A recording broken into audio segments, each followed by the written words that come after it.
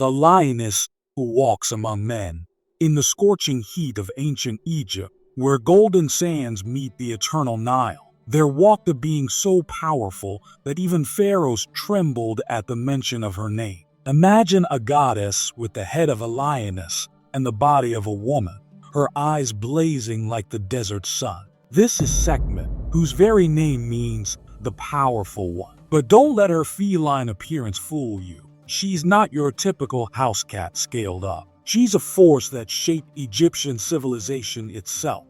Throughout the dynasties of ancient Egypt, no other deity commanded such a unique blend of fear and reverence. Warriors would pray to her before battle, physicians would invoke her name for healing, and common people would leave offerings at her temples, hoping to stay in her good graces. She was the perfect embodiment of the duality of nature, both destroyer and protector, healer and warrior. Origins of Sekhmet. Deep in the annals of Egyptian mythology, Sekhmet emerged as one of the oldest and most revered deities. Born from the fiery eye of Ra, she wasn't created for gentle purposes. The ancient texts speak of her as the Lady of Life, though perhaps ironically, as she could decide whether to preserve life or end it with a mere glance. Think of her as ancient Egypt's ultimate supernatural enforcer, keeping both gods and mortals in check.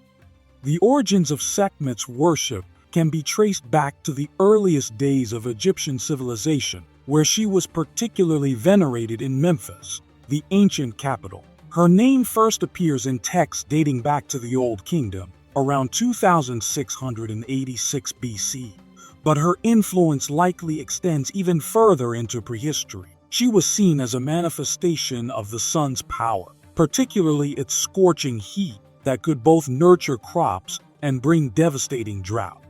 In the complex hierarchy of Egyptian deities, Sekhmet held a unique position. She was often associated with other powerful goddesses like Hathor and Bastet, but her fierce nature set her apart. Unlike her gentler counterparts, Sekhmet embodied the raw, untamed aspects of nature that couldn't be controlled or domesticated. Daughter of Ra. The solar connection. As the daughter of Ra, the sun god, Sekhmet inherited her father's fierce and burning nature. She became known as the Eye of Ra, his instrument of justice and vengeance. When Ra grew weary of humanity's rebellion against his rule, he didn't send floods or plagues. He sent his daughter, a lioness whose breath could create deserts and whose presence could scorch the very earth beneath her feet. The solar connection wasn't merely symbolic. Ancient Egyptians believed that the scorching heat of the midday sun was Sekhmet's essence manifested in the physical world. During the hottest part of the year, when the sun blazed most fiercely, it was said that Sekhmet's influence was at its strongest. This was a time when disease was most prevalent, and her priests would work tirelessly to appease her and protect the people from her wrath. Her role as the Eye of Ra gave her tremendous responsibility and power. She was tasked with maintaining Ma'at, the fundamental order of the universe. This meant protecting the righteous and punishing the wicked, maintaining the balance between chaos and order. The ancient Egyptians believed that without Sekhmet's fierce protection, the world would fall into chaos. Healing and destruction.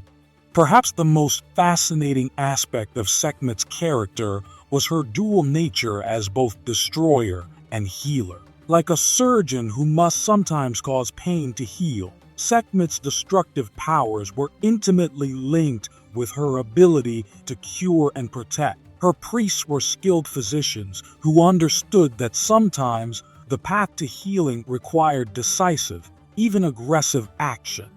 This duality was reflected in the way she was worshipped. In her temples, people would come seeking both protection from disease and healing of ailments. The same goddess who could send plagues with her breath could also be called upon to cure the sick and protect the healthy. Her priests developed sophisticated medical knowledge, combining practical treatments with magical rituals.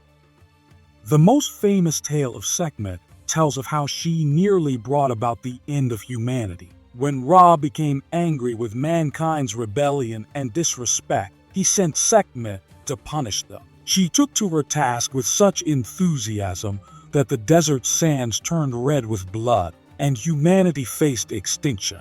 This wasn't just any divine punishment. It was a systematic campaign that threatened to eliminate all human life.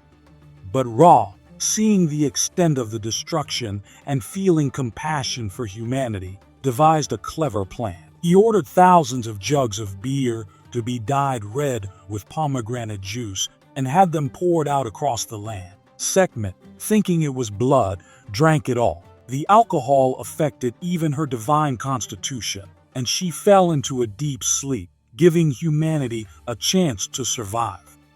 This myth wasn't just a cautionary tale. It became the foundation for one of Egypt's most important festivals and demonstrated the Egyptian understanding of how to deal with dangerous forces. Rather than trying to defeat Sekhmet through force, Ra used cunning and transformed her destructive bloodlust into peaceful slumber. This story taught that even the most dangerous forces could be redirected rather than confronted directly.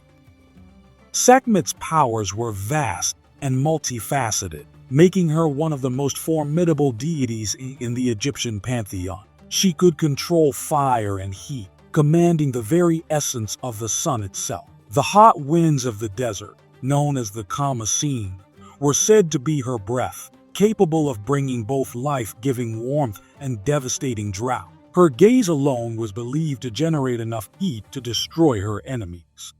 As a warrior goddess, she possessed incredible physical prowess. The ancient texts speak of her ability to transform into a lioness at will, combining human intelligence with feline strength and agility. In battle, she was said to be unstoppable, moving through armies like a hot knife through butter. Her arrows were believed to carry plague and disease, while her shield could protect entire armies from harm. Perhaps most intriguingly, Sekhmet had power over time itself. She was known as the one before whom evil trembles, and Lady of the Beginning of Time. These titles weren't mere flattery. They reflected the Egyptian belief that she helped maintain the cycle of days and seasons, working in harmony with her father Ra to ensure the sun's daily journey across the sky. The healing traditions associated with Sekhmet were sophisticated and complex. Her priests developed what we might today call a holistic approach to medicine, combining physical treatments with spiritual practices. They understood anatomy, could set broken bones, and created medicines from herbs and minerals. These priest-physicians maintained detailed medical papyri, recording their knowledge for future generations. Their treatments often involve both practical medicine and magical elements. For example, they might treat a wound with honey, a natural antiseptic, while reciting prayers to Sekhmet. They understood the importance of cleanliness in healing, regularly purifying themselves and their instruments. Many of their medical practices were surprisingly advanced. They could perform basic surgery, treat dental problems, and even had specialized tools for different procedures. As we conclude our exploration of Sekhmet, we must acknowledge her enduring influence on both ancient and modern culture. She represents the understanding that nature's most powerful forces cannot be simply categorized as good or evil. They are essential parts of existence that must be respected and balanced. Her story teaches us that destruction and healing, chaos and order are interconnected aspects of life.